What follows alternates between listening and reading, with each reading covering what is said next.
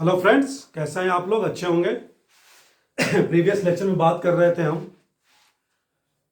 भारतीय राष्ट्रीय आंदोलन से रिलेटेड कांग्रेस की स्थापना से पूर्व राजनीतिक संस्थाओं की। आज हम बात करेंगे कांग्रेस की स्थापना और भारतीय राष्ट्रीय आंदोलन या स्वतंत्रता आंदोलन की बात करें चरणों की, 3 चरणों की। ठीक है, तो भारतीय राष्ट्रीय आंदोलन की में जो कांग्रेस की भूमिका रही विभिन्न चरणों के माध्यम से, प्रथम चरण, द्वितीय चरण और तृतीय चरण के अनुसार, यानी कि उसकी स्थापना से लेकर 1905 तक, द्वितीय चरण यानी 1905 से लेकर 1919 तक, और तृतीय चरण यानी 1919 से लेकर 1947 तक, आज़ादी मिलने तक। ओके, तो स्वतंत्रता आंदोलन क्यों चला, क्या कारण रहे, स्वतंत्रता के उदय के कारण क्या रहे? बहुत सी चीज़ें रही स्वतंत्रता आंदोलन के उदय कारण में, जैसे आर्थिक शोषण की नीतियाँ जो रही, ब्रिटिशर्स की धन निष्कासन सिद्धांत भी क्या दादा भाई नौरोजी द्वारा दिया गया, और जो हस्तशिल्प उद्योग और उद्योगों का शहरी और क्या ग्रामीण क्षेत्रों में ह्रास हुआ, उससे भी क्या है आर्थिक नीतियाँ उनकी, भारत की आर्थिक नीतियाँ क्या प्रभावित हुई। ओके, और भी कारण रहे, जैसे तेज संचार साधनों का विकास, जैसे रेलवे, डाक तार। रेलवे ने काफ़ी भूमिका निभाई भारत को एकीकरण करने में, तीव्र गति से पहुंचा जा सकता था एक जगह से दूसरी जगह। ठीक है, सामाजिक धार्मिक आंदोलन जो रहे वो भी क्या है स्वतंत्रता आंदोलन के लिए, राष्ट्रीय भावना लिए क्या है महत्वपूर्ण साबित हुए। जैसे स्टेटमेंट किसका है, स्वामी राम तीर्थ का, कि मेरा शरीर, पूरा शरीर क्या है भारत है, और पूरा भारत क्या है मेरा शरीर है। लॉर्ड लिटन की जो दोषपूर्ण नीतियां थी, जैसे 1877 का दिल्ली दरबार, दोषपूर्ण नीति कैसे है इसमें, ऐसे किसे कि बंगाल में अकाल पड़ा है, देश में अकाल पड़ा है 1866 में, उड़ीसा में, और आप क्या हैं दरबार लगा रहे हैं, पैसा खर्च कर रहे हैं। इससे क्या, ये सब देखकर लोगों को मन में जो भावनाएं उत्पन्न हुई, ब्रिटिशर्स के against, vernacular press act 1878, arms act 1878। Okay, और आईसीएस की जो परीक्षा की उम्र थी 19 वर्ष से घटाकर कितना करना, 21 वर्ष से घटाकर 19 वर्ष करना। ये सब विवाद भी क्या है राष्ट्रीयता के विकास में सहयोग हुआ। इल्बर्ट बिल, जैसे 1884 में क्या था इल्बर्ट बिल?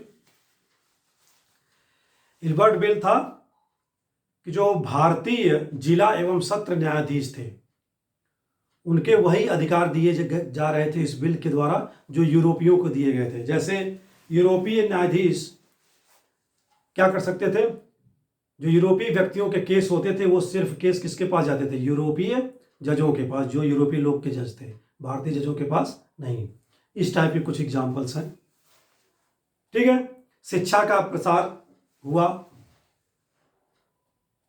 और समाचार पत्रों का विकास हुआ। समाचार पत्रों थ्रू क्या है लोगों को जागृत किया गया, उसमें भारत की दुर्दशा छापकर जो भी घटनाएं घटती थी। ठीक है,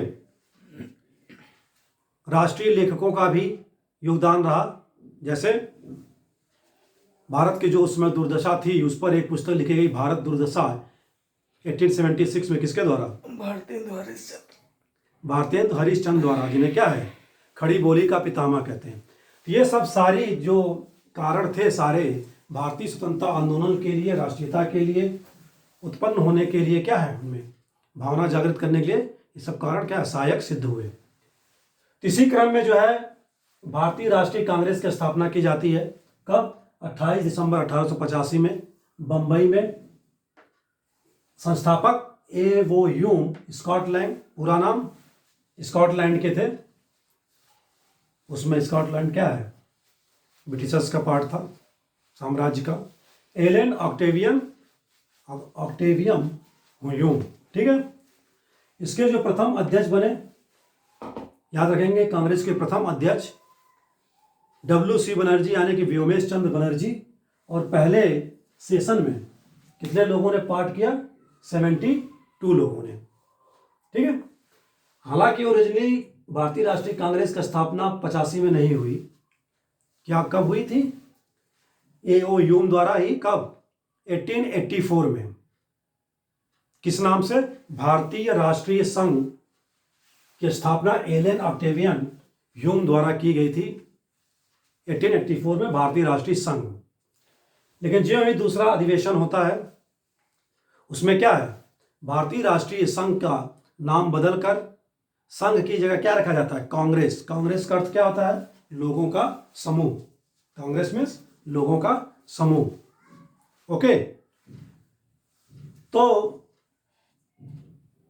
इस तरह 85 में क्या है, इसका नाम बदलकर, भारतीय राष्ट्रीय संघ का नाम बदलकर भारतीय राष्ट्रीय कांग्रेस कर दिया जाता है। किसके सुझाव पर बात करेंगे अभी हम।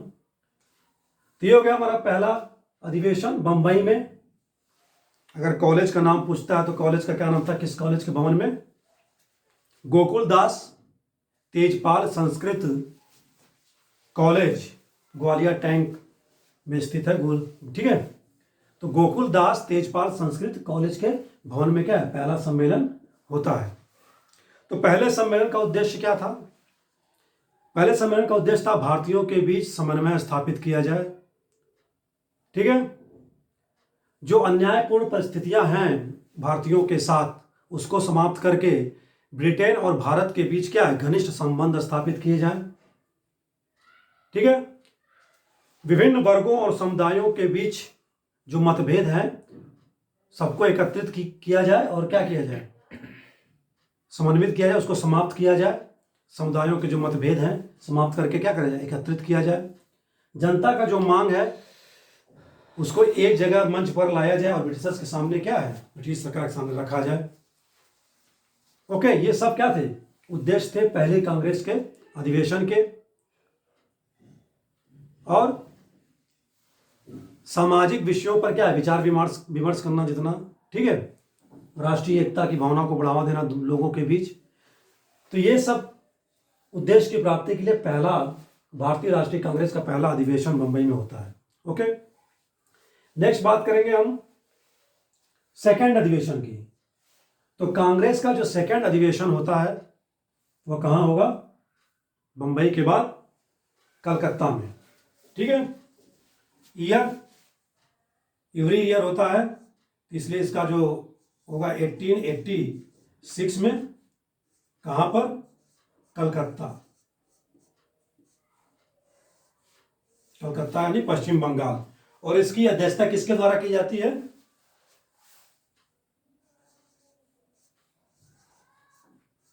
दादा भाई नौरोजी द्वारा। दादा भाई नौरोजी द्वारा। ठीक है, तो दादा भाई नौरोजी द्वारा क्या है, कलकत्ता अधिवेशन, सेकंड कलकत्ता अधिवेशन 1886 में संपन्न होता है। और दादा भाई नौरोजी द्वारा ये क्या है, हमने बात की भारतीय राष्ट्रीय संघ की जगह कांग्रेस जोड़ा जाता है। वो किसने सुझाव दिया था, दादा भाई नौरोजी ने। क्वेश्चन भी पूछा हुआ है। और इस अधिवेशन में क्या काम होता है कि जो नेशनल कॉन्फ्रेंस का गठन किया गया था उसका विलय कर दिया जाता है कांग्रेस में। तो नेशनल कॉन्फ्रेंस की स्थापना किसके द्वारा की गई थी और किस वर्ष, एनी आइडिया? 87।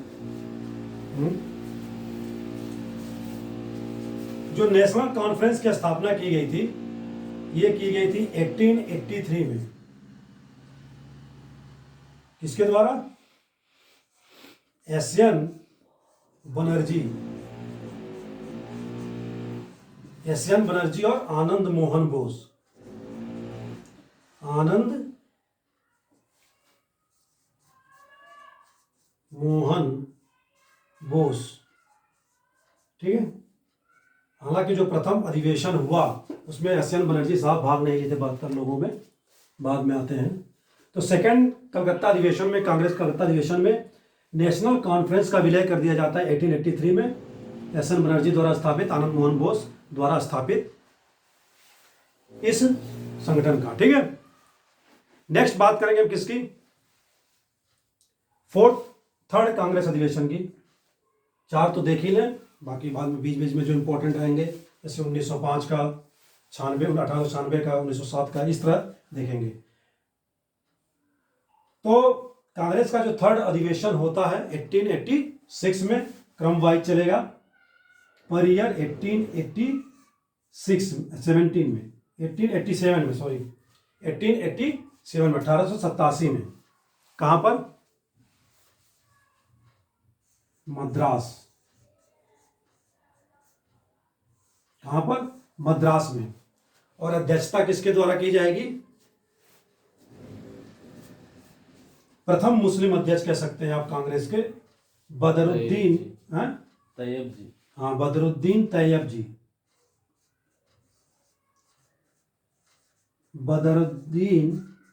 बदरुद्दीन तैयब जी प्रथम मुस्लिम अध्यक्ष कांग्रेस के। ठीक है। और इस कांग्रेस में सबसे खास बात क्या रही इस अधिवेशन में, कि जो तंजौर सिटी है उसका जो म्यूनिसिपल कमिश्नर था, कौन? मूकना सिटी। इसके नाम पे ही क्या सिटी लगा हुआ है। ठीक है, मूकना सिटी द्वारा भाषण दिया जाता है। और सबसे खास बात क्या है, तमिल में भाषण देता है, तमिल भाषा में। ठीक है, किस भाषा में? तमिल भाषा में। और क्या कांग्रेस के थर्ड अधिवेशन में होता है, इसमें सरकारी अधिकारियों की क्या है, आलोचना की जाती है थर्ड अधिवेशन में। और यह अधिवेशन जो होता है, जो पैसा इकट्ठा किया जाता है वो साधारण जनता से इकट्ठा किया जाता है अधिवेशन को संपन्न करने के लिए। ठीक है। और जैसे आर्म्स एक्ट आया था 1878 में, असम कुली एक्ट, उसके खिलाफ क्या है, कांग्रेस के थर्ड अधिवेशन में प्रस्ताव पेश किए जाते हैं। ओके, तो ये हो गया थर्ड अधिवेशन कांग्रेस का, मद्रास। ठीक है।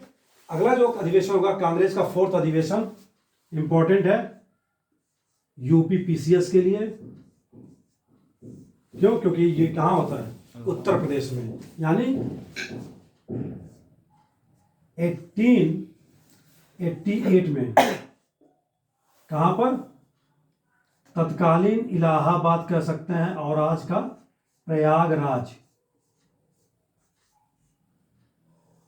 ठीक है, प्रयागराज ब्रैकेट में हम लिख लेते हैं इलाहाबाद।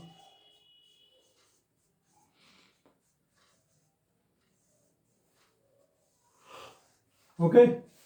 और इसकी जो अध्यक्षता की जाएगी प्रथम अंग्रेज द्वारा की जाएगी, प्रथम अंग्रेज अध्यक्ष कौन? George Yule. जॉर्ज यूले प्रथम अंग्रेज अध्यक्ष कांग्रेस का, जॉर्ज यूले। ठीक है। प्रयागराज इलाहाबाद, क्योंकि इलाहाबाद में क्या है, अधिवेशन करना था, जगह नहीं थी, तो क्या है, लोथर काउंसिल भवन था वहां पर, उसको खरीद कर किसको दिया गया? कांग्रेस को। किसने खरीद कर दिया था?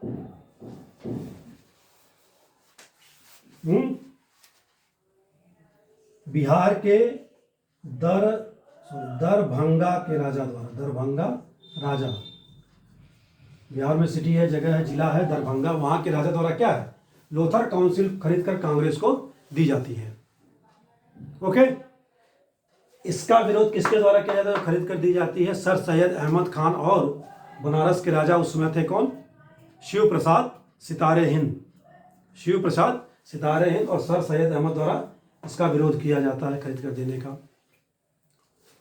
और इस अधिवेशन में, फोर्थ अधिवेशन में क्या है, लाला लाजपत राय क्या है, सम्मिलित होते हैं और हिंदी में भाषण देते हैं। ठीक है, लाला लाजपत राय फोर्थ अधिवेशन में कांग्रेस में शामिल होते हैं और हिंदी में भाषण देते हैं। और इस वक्त जो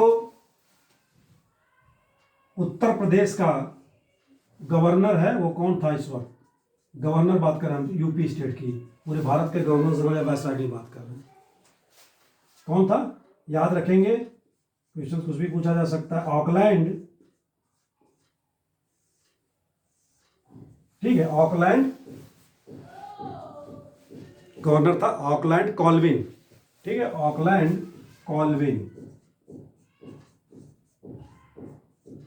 ऑकलैंड कॉल्विन। ठीक है, ये नाम याद रखेंगे। यूपी का गवर्नर कौन था फोर्थ कांग्रेस अधिवेशन के समय? ठीक है, ये हो गया हमारे जो 4 कांग्रेस अधिवेशन से रिलेटेड थे इंपॉर्टेंट शुरू के। पांचवा, हालांकि पांचवा अधिवेशन भी क्या है, अंग्रेज द्वारा ही किया जाता है। कौन? वेडर बर्न द्वारा। वेडर बर्न कौन था? जीवनीकार था, इतिहासकार, जिसने क्या है ऑक्टेवियन ह्यूम की जीवनी लिखी थी। ओके, अब बात करेंगे हम कि भारतीय राष्ट्रीय आंदोलन में चरणों की, कांग्रेस की भूमिका के चरणों की। प्रथम चरण, द्वितीय चरण, प्रथम चरण, द्वितीय चरण और तृतीय चरण। तृतीय चरण को और किस नाम से जानते हैं? गांधी युग। ठीक है, गांधी युग। हालांकि तीनों चरण आज पूरे नहीं होंगे, क्यों कि पहले चरण में बहुत सारी घटनाएं हैं, सब बारी बारी चलेगी। ठीक है, तो तृतीय चरण को गांधी युग के नाम से जानते हैं, 1919-1947। प्रथम चरण क्या है?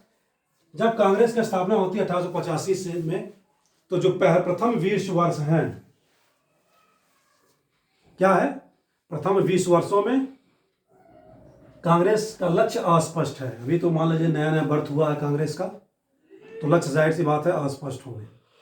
ओके, और इसका जो प्रतिनिधित्व किया जा रहा है इन 20 वर्षों में, जो बुद्धिजीवी मध्यम वर्गीय हैं उनके लोगों द्वारा किया जा रहा है, जैसे दादा भाई नौरोजी। ठीक है, उदारवादी कहा जाता है इन लोगों को, उदारवादी। ठीक है, तो इस समय जो दिख रहा है वो क्या है? उदारवादी राष्ट्रीयता का काल है ये, उदारवादी राष्ट्रीयता का काल 1885 से 1985। तो कौन कौन उदारवादी नेता थे? दादा भाई नौरोजी, हमने बात की थी, FSM यानी फिरोज शाह मेहता, MG रानाडे, ट्रिपल यानी महामना मदन मोहन मालवीय, और SN बनर्जी, गोपाल कृष्ण गोखले और WC बनर्जी। जिन लोगों ने दस्ता की, ये तो होंगे ही उदारवादी। तो क्या है, जो लक्ष्य अस्पष्ट है, प्रतिनिधित्व जो है बुद्धिजीवी मध्यम वर्गीय लोगों द्वारा किया जा रहा है। उदारवादी राष्ट्रीयता का काल है प्रथम 20 वर्षों में। ठीक है, तो जो प्रथम 20 वर्ष हैं, इसमें इन लोगों द्वारा क्या मांग की जाती है ब्रिटिश सरकार से? औपनिवेशिक स्वायत्तता की मांग की जाती है, औपनिवेशिक स्वायत्तता। ठीक है, किसकी? औपनिवेशिक स्वायत्तता की मांग की जाती है। क्या होता है औपनिवेशिक स्वायत्तता?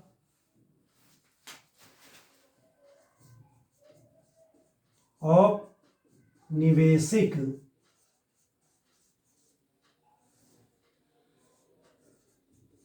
स्वायत्तता क्या है? होता है स्वायत्तता यानी शासन में भागीदारी मांगी जा रही है। किसमें? जो ब्रिटिश शासन चल रहा है उसमें भी इन्हें क्या है? भागीदारी दी जाए। शासन तो आप ही का रहेगा ऑल ओवर इंडिया हमारे ऊपर, लेकिन क्या है, जो शासन प्रशासन है उसमें हमें क्या है? भागीदारी दी जाए। यानी क्या? साम्राज्य के अंदर शासन, साम्राज्य के अंदर हम भी क्या है? शासन करना चाहते हैं, प्रशासन करना चाहते हैं, उसमें क्या है? हमें भागीदारी दी जाए। इसके लिए क्या है, उन्होंने कौन सा तरीका अपनाया? कौन सा तरीका अपनाया? संवैधानिक तरीका, कानून के हिसाब से। क्या है संवैधानिक तरीका?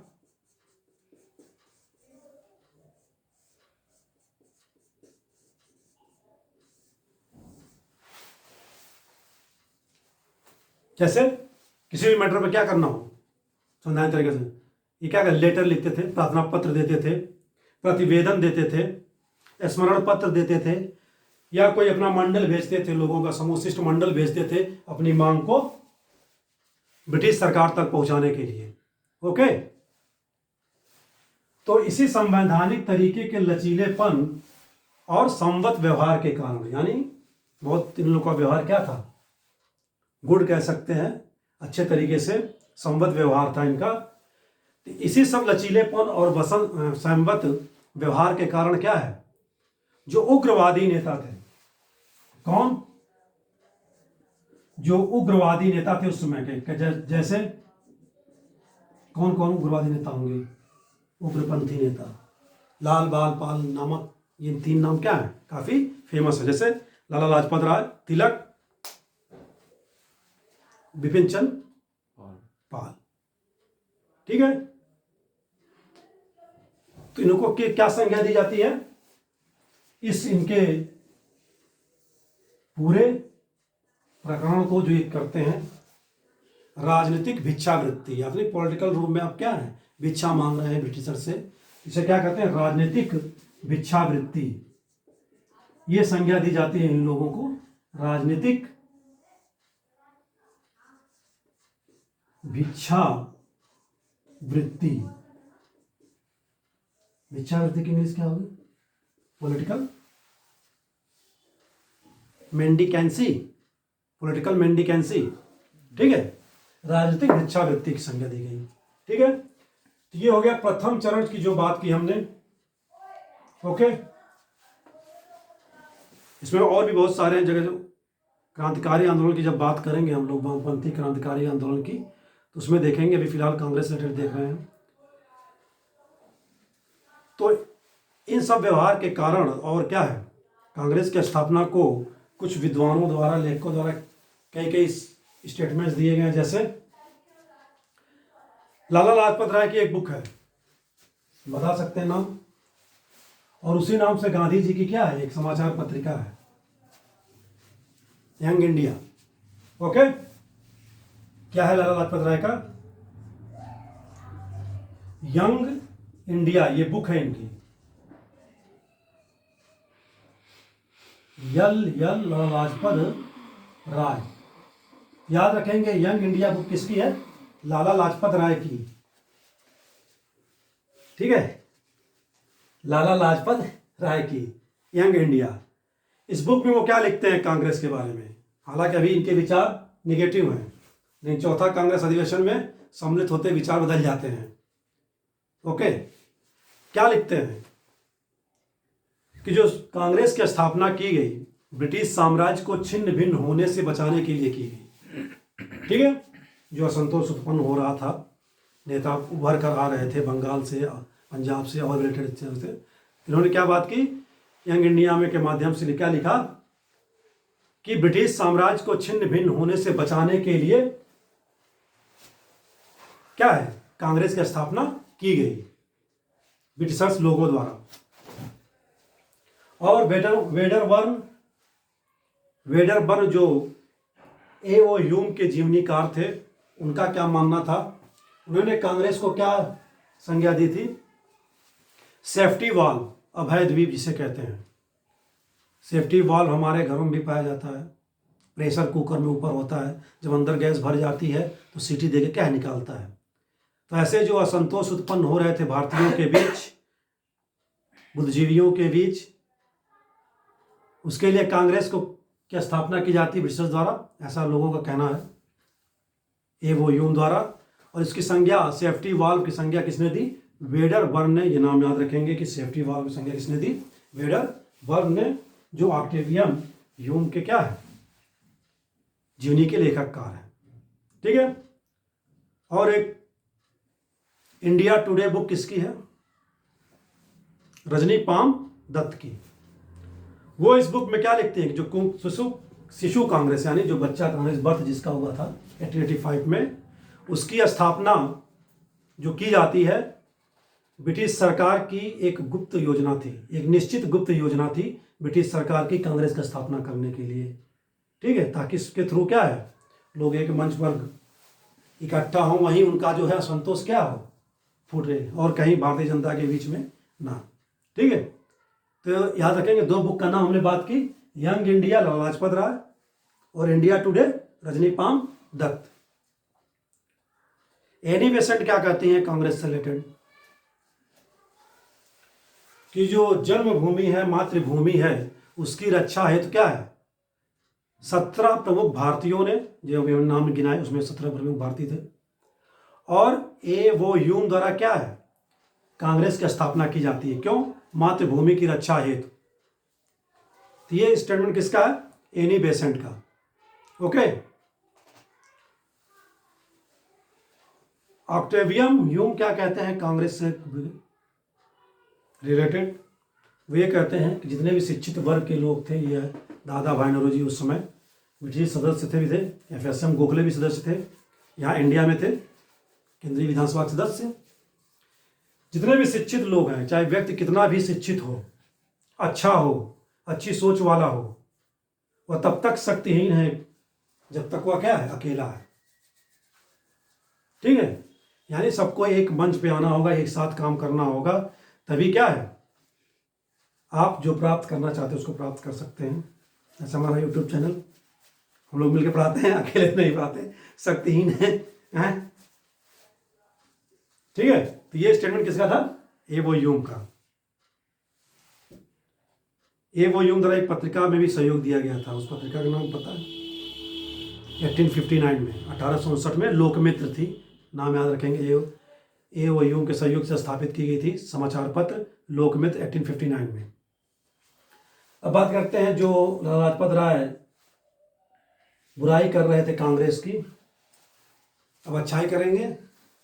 क्या कहते हैं एवो ह्यूम को, पहले तो बुराई कर रहे थे, क्या कहते हैं अब कि एवो ह्यूम स्वतंत्रता के पुजारी थे, पृष्ठ थे इंडिपेंडेंस के, यानी कि लाजपत राय स्टेटमेंट दिया जाता है क्या कि एवो ह्यूम स्वतंत्रता के पुजारी थे और भारत की दुर्दशा और निर्धनता देखकर उनका दिल क्या है, रोता था। ऐसा क्या मिल गया उन्हें, कितने बदल गए हैं, समय है, समय विचार बदल जाते हैं। ठीक है, तो ये स्टेटमेंट था कि लाला लाजपत राय का कि ह्यूम क्या स्वतंत्रता के पुजारी हैं और भारत की निर्धनता और दुर्दशा देखकर क्या उनका हृदय रोता है। ठीक है, तो ये सारी बातें हो गई प्रथम चरण से कुछ टॉपिक्स की। आगे हम बात करेंगे कल इसी प्रथम चरण में जो जितने भी क्या घटनाएं घटी हैं उसकी बात करेंगे, फिर उसके बाद धीरे धीरे द्वितीय चरण पर, फिर तृतीय चरण पर चलेंगे। आज की क्लास में हम इतना ही रखते हैं। नमस्कार, thanks for watching the video.